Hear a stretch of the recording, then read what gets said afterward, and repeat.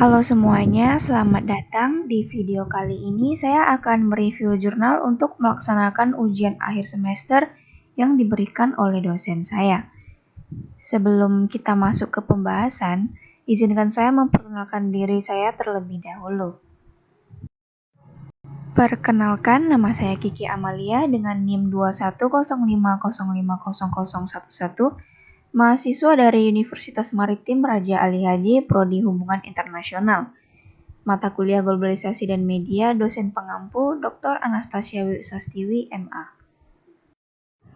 Baiklah, judul jurnal yang akan saya review kali ini yaitu Jurnal Analisa Sosiologi, nama jurnal Peran Media Sosial di Era Globalisasi pada Remaja di Surakarta, suatu kajian teoritis dan praktis terhadap remaja dalam perspektif perubahan sosial. Tahun dan halaman April 2016 dari halaman 28 sampai 37, penulis Anissa Fitrah Nuriska. Peran media sosial di era globalisasi pada remaja di Surakarta, suatu kajian teoritis dan praktis terhadap remaja dalam perspektif perubahan sosial.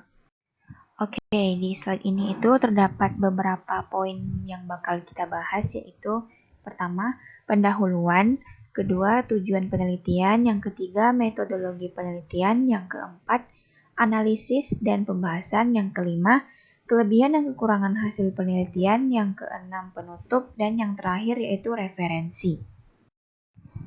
Kita masuk ke poin pertama, yaitu pendahuluan.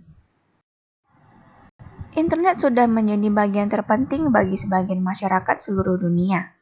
Karena ada banyak manfaat yang diperoleh jika kita menggunakan internet dengan cermat dan cerdas.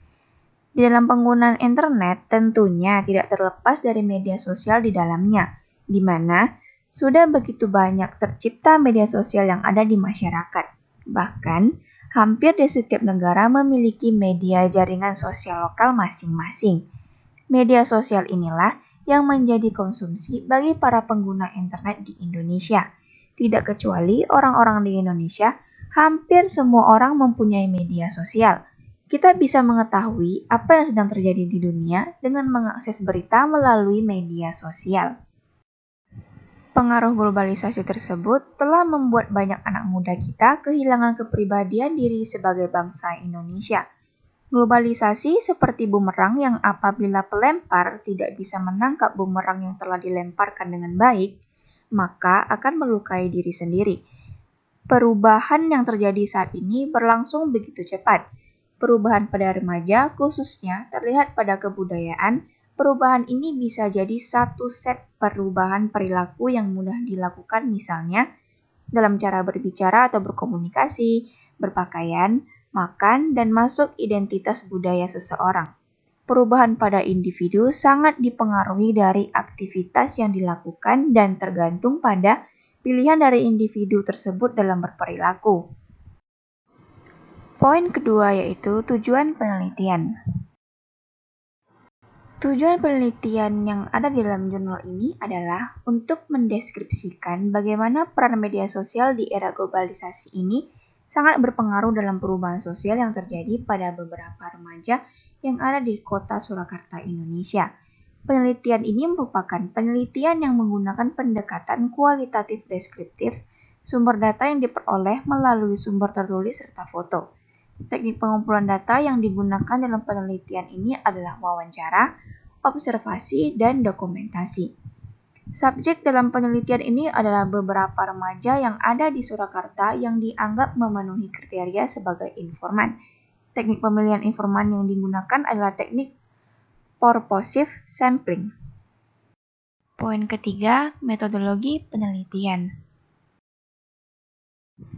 Penelitian ini menggunakan metode penelitian deskriptif kualitatif.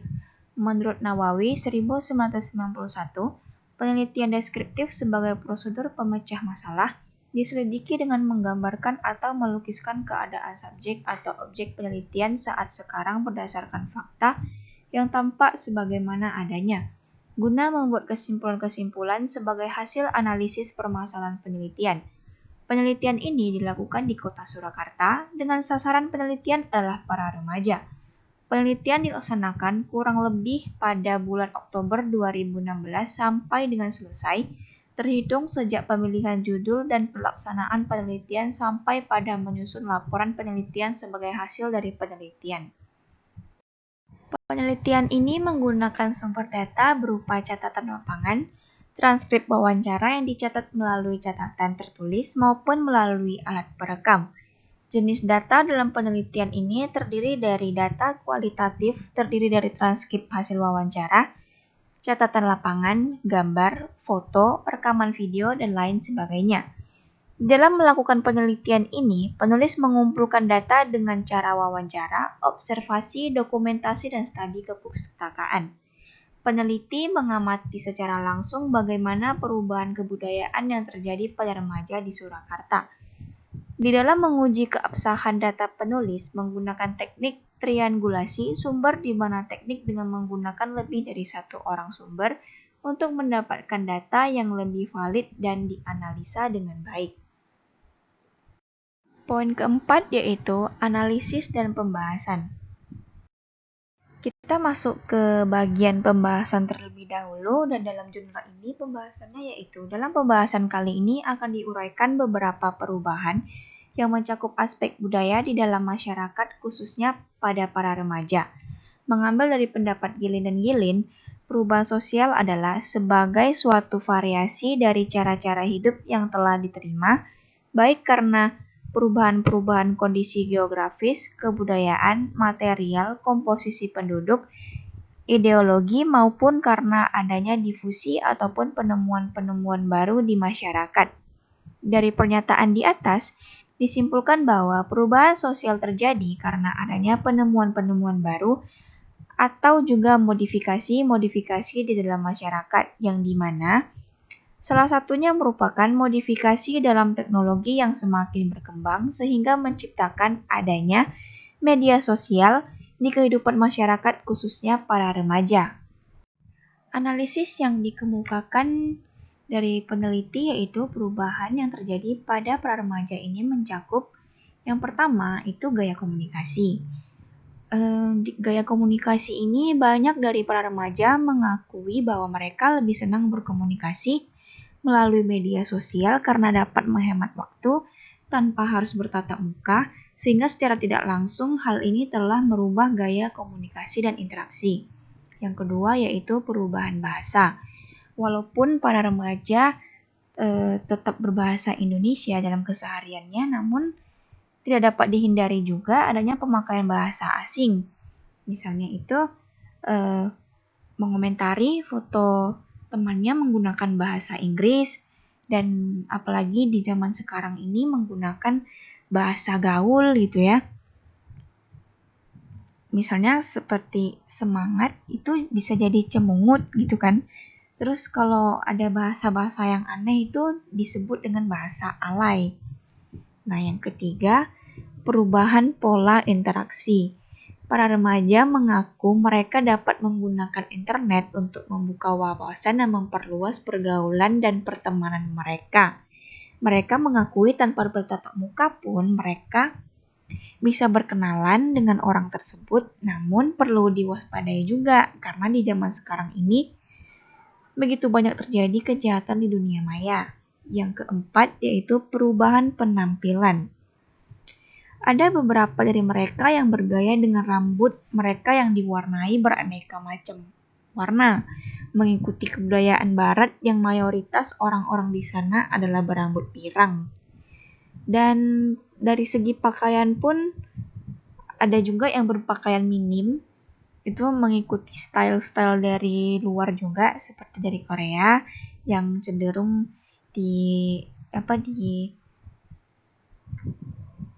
gemari remaja yaitu gaya K-pop.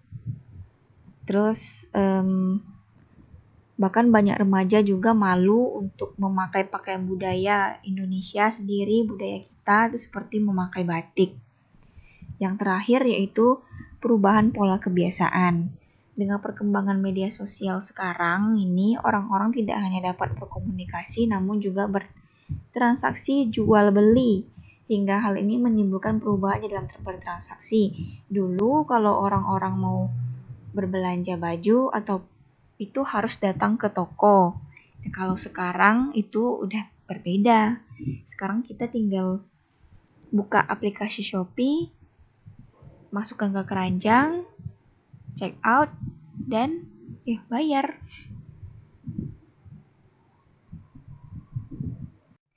Poin kelima yaitu kelebihan dan kekurangan hasil penelitian.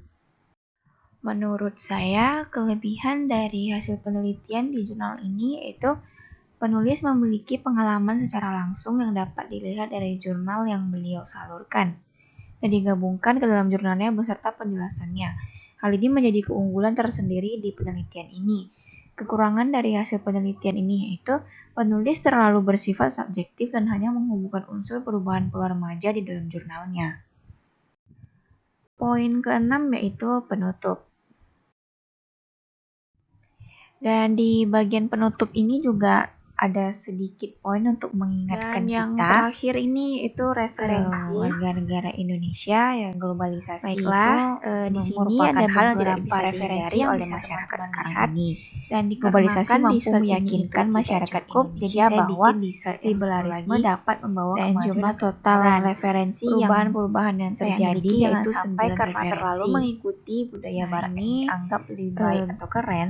Ada beberapa referensi yang tidak cukup diakan identitas kita sebagai warga negara Indonesia. Karena kita sudah sampai di akhir video dan hanya berselancar di dunia terima kasih untuk sehingga kita tidak bersosialisasi dengan dunia nyata. Dari mereview jurnal ini bisa membantu teman-teman juga atau menjadi referensi teman-teman juga. Mohon maaf apabila saya masih banyak kurangnya karena saya juga masih belajar. Dan sekali lagi, terima kasih.